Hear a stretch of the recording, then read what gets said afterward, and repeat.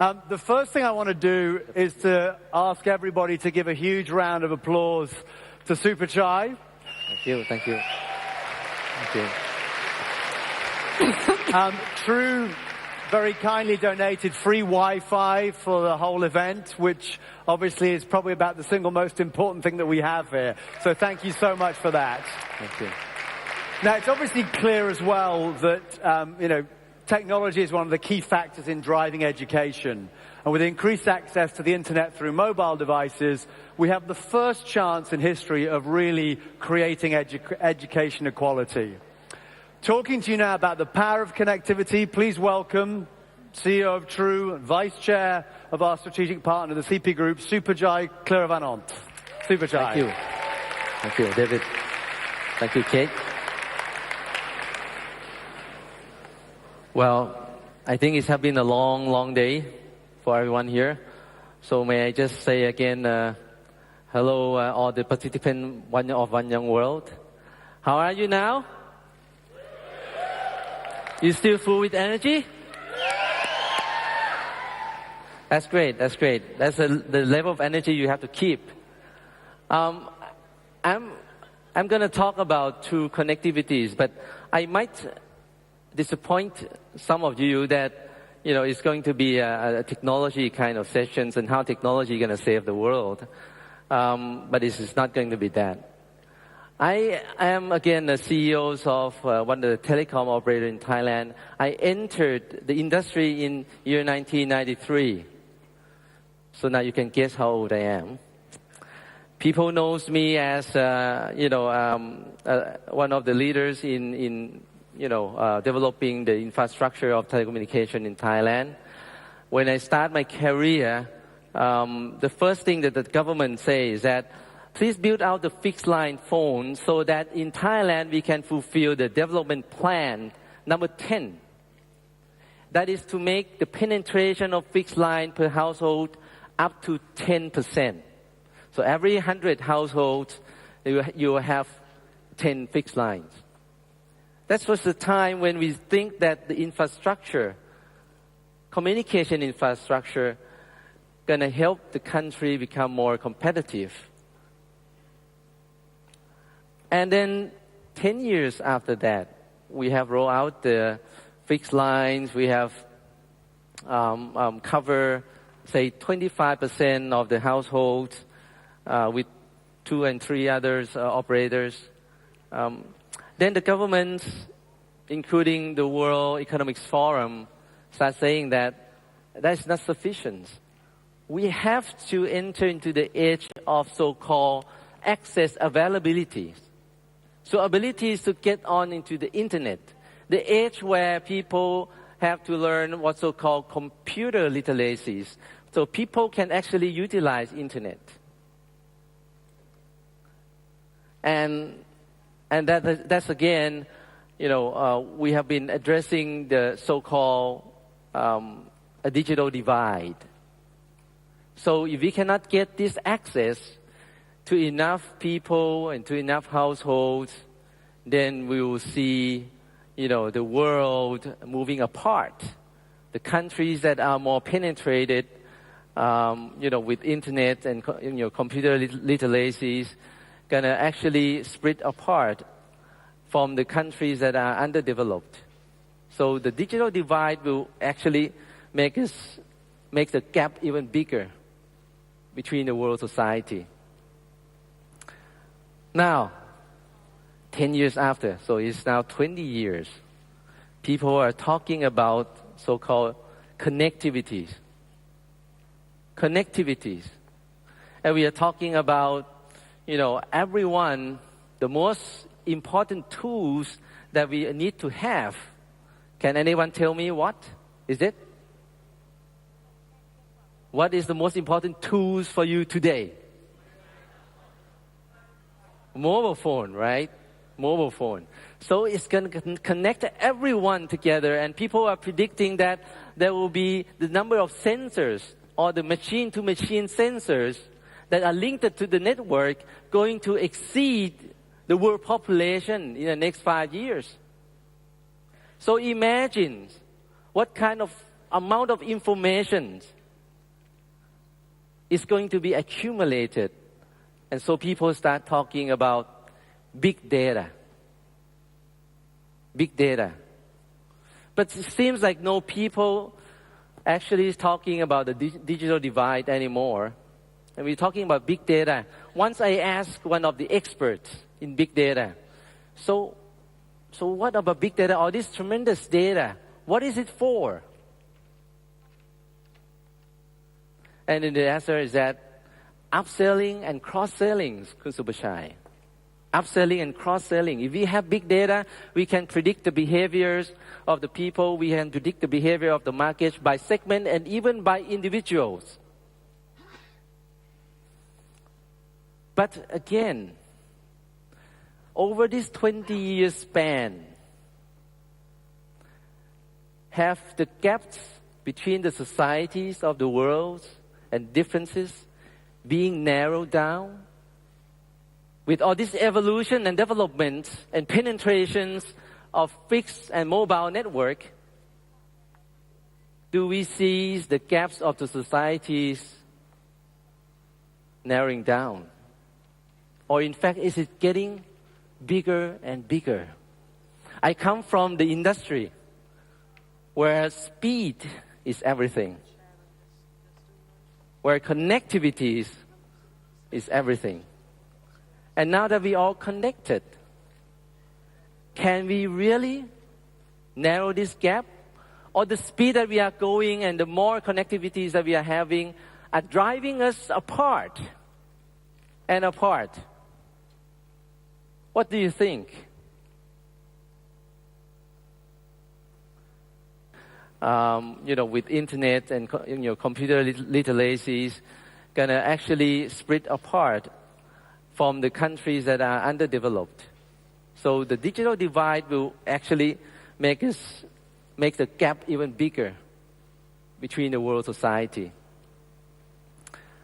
Now, 10 years after, so it's now 20 years, people are talking about so-called connectivities. Connectivities. And we are talking about, everyone, the most important tools that we need to have. Can anyone tell me what is it? What is the most important tools for you today? Mobile phone, right? Mobile phone. So it's going to connect everyone together, and people are predicting that there will be the number of sensors or the machine-to-machine sensors that are linked to the network going to exceed the world population in the next 5 years. So imagine what kind of amount of information is going to be accumulated. And so people start talking about big data. Big data. But it seems like no people actually is talking about the digital divide anymore. And we're talking about big data. Once I asked one of the experts in big data, so what about big data? All this tremendous data, what is it for? And then the answer is that upselling and cross-selling, Kun Subashai. Upselling and cross-selling. If we have big data, we can predict the behaviors of the people. We can predict the behavior of the market by segment and even by individuals. But again, over this 20-year span, have the gaps between the societies of the world and differences being narrowed down? With all this evolution and development and penetrations of fixed and mobile network, do we see the gaps of the societies narrowing down? Or in fact, is it getting bigger and bigger? I come from the industry where speed is everything, where connectivity is everything. And now that we all connected, can we really narrow this gap? Or the speed that we are going and the more connectivities that we are having are driving us apart and apart. What do you think? So I'm sorry to say that I'm a bit skeptical about whether we can depend on the technology to lower the gaps of our societies, of our well-being around the world. The gaps and these differences to even violence or war or misunderstanding of each other. Maybe I'm a little bit different from many people who think that the technology can help us change the world. Maybe I'm a little bit different to think that the innovativities that we think would solve everything, with all these sustainability problems, social problems, economics problems, can that really be done? Can you ask yourself? So, let me ask you one more question. What do you feel is most important in your life? Let me face it the other way. What do you think is most important for human being, for human life? Anyone want to take this question? Please, in the middle. I'm sorry? Common sense. Well, common sense, we all have common sense. Maybe, but maybe that's right. Common sense, if it means nature. In the sense of nature, or of knowledge and technology. What's about the technology? Technology is about learning and trying to decode the nature formula. But let me tell you, maybe I'll share with you, maybe you agree or disagree. This is again from one person sharing to another person. Oh, lady have another hand there. Please. Your answer? Please.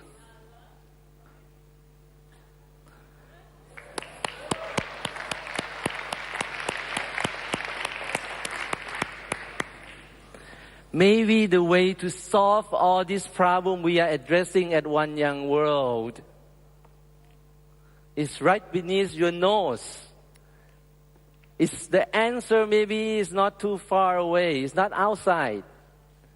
Maybe it's just right beneath you. No, maybe it's just in you.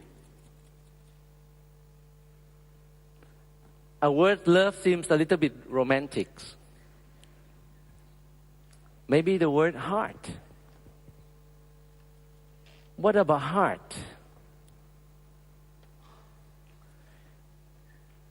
You don't have to buy 10 mobile phones to make your heart connected. What the heart can do? The heart can feel what other people feel. The heart is the real bondings of us human beings. Somebody might argue that maybe the most important things, we talked about these words many times in One Young World sessions. The words called security. Maybe security is more important than the heart. Who think security is more important than the heart? No? No one think that way? Security is very important.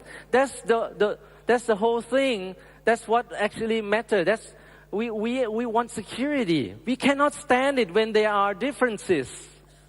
We cannot stand it when we feel threatened by different thinking or different act or different beliefs.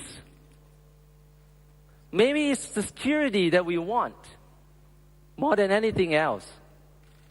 Is it possible that we want security so much that if anything is shaking that security, we are willing to do almost anything, right or wrong. Maybe it's security. But let me bring you back in time. I think if you look at the trail of human being,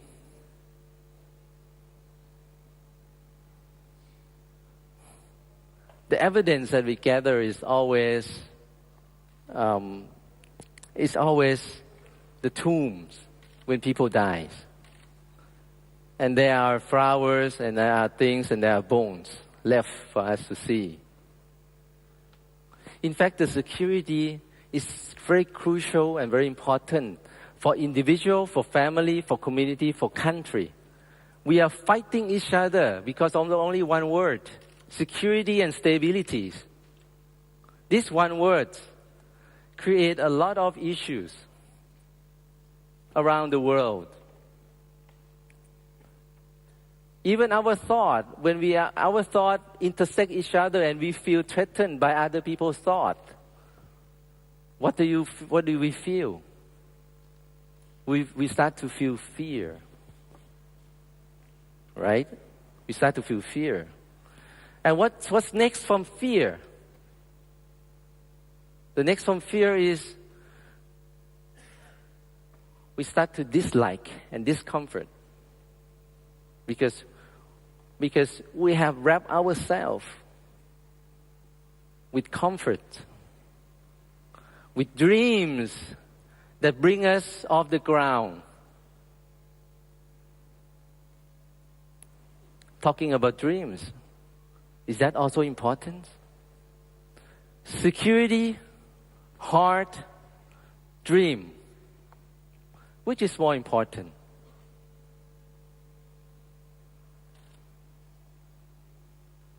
Very hard questions, right? But imagine this. Security is about the realities we are in. As long as we have good shelters, good food, and good communities and what will not hurt each other, that's security. The dream can go either way. And the more we dream, the more we could become selfish. Because most of our dream is how can we achieve things. But I believe all the One Young World participants are different. You are here different. Your dream is mostly towards the common interest, but not oneself. Why is that? Maybe because your heart are connected.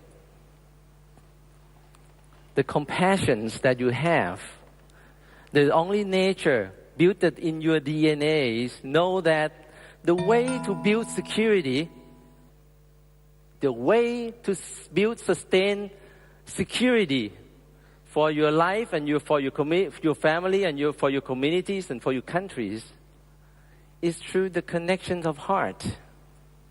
It's through the nature of love and care, kindness and respect each other. That is something that you know by heart. But along the way, as we start to dream of what could become of us, we build our own world around ourselves and we lose touch of the realities. Now, if these realities can meet with the dreams on the bedrock of love, on the foundations of love, caring and giving,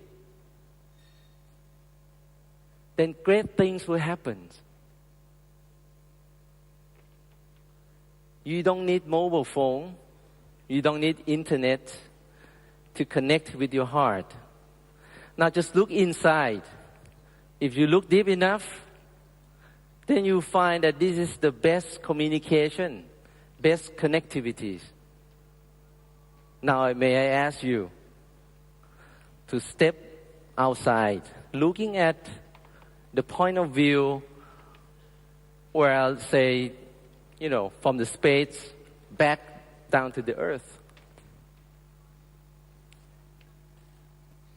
What will you see? You see the earth, right? And who we are. Can you be able to see that we are not myself? The word myself, the words I never exist. The words we, as together, as living species. That's what really exists. So we actually depend on each other. Say if you have the security, big house, with all the alarms and everything, but you have no one to love and care for, what kind of life would that be? I think with just securities, I think mankind would already be extinct. Now, if we only dream, what should we dream for? Without love, without sharing, what would we dream for? So this is, for me, I would like to share with you coming from communication technologies. I say technology can't save us. Technology is a tool. It's a tool that can help us get there faster. I mean, both sides. The destructive part as well as the peace and prosperity part. The way we might be moving without these ripples and connectivities of the heart and compassions might lead us even faster into the destruction part or destruction site of the journey. So what should we do? Should we just let's hug each other? Maybe that's the first step. Anybody want a hug? But what should we do? Well, I don't have the whole answer, but I would like to give you some statistics. Back to the number. I learned that in a football field, in order to get the whole 70,000 in the football field to stand up and wave, do you know how many people have to start it? You know how many? There's a statistic for that. Can this side, can you start the wave, please? Can you please start the wave? If we can see the wave.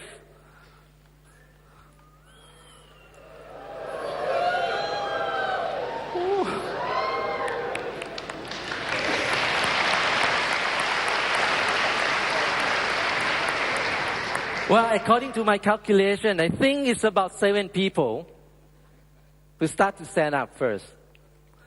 Well, I lie. But according to the statistics, it takes 7 people to move the whole 70,000 people around the stadiums to waves and enjoy the same waves. That is 1 to 10,000. How many of us here? 1,500 to 2,000 people? How many it takes to take the whole world to wave?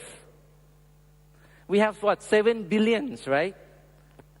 Anyone can do a fast calculation? 7 billion people. How many we need to wave, to start waving? For the ratio of 1 to 10,000? 700,000 is it? 700,000. I'm not a fast calculator, I just memorize it. You only need 700,000. Imagine each of you set your target that you will make the impact, the influence, the feelings of caring, the feelings of love, including your family.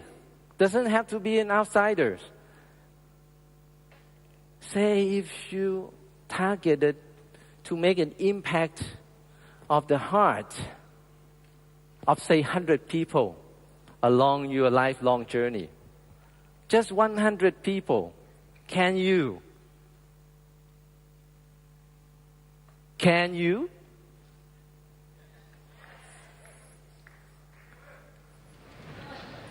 Thank you. Thank you.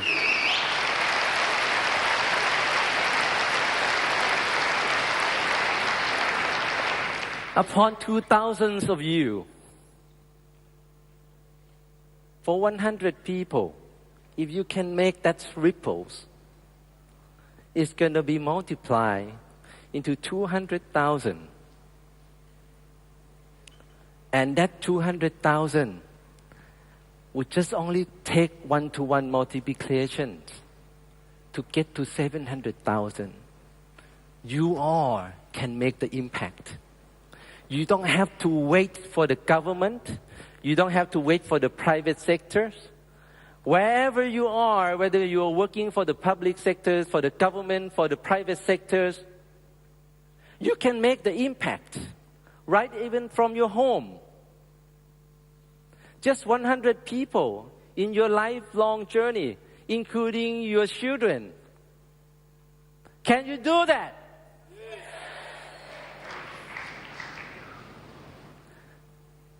If that can be done, we can change the world. All the technology and innovation will become a great tools toward the right directions.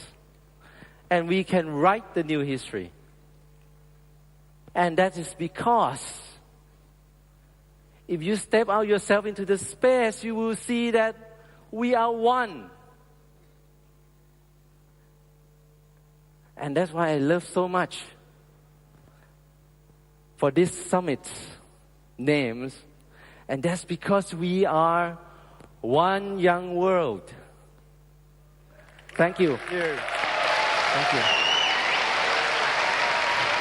Thank you.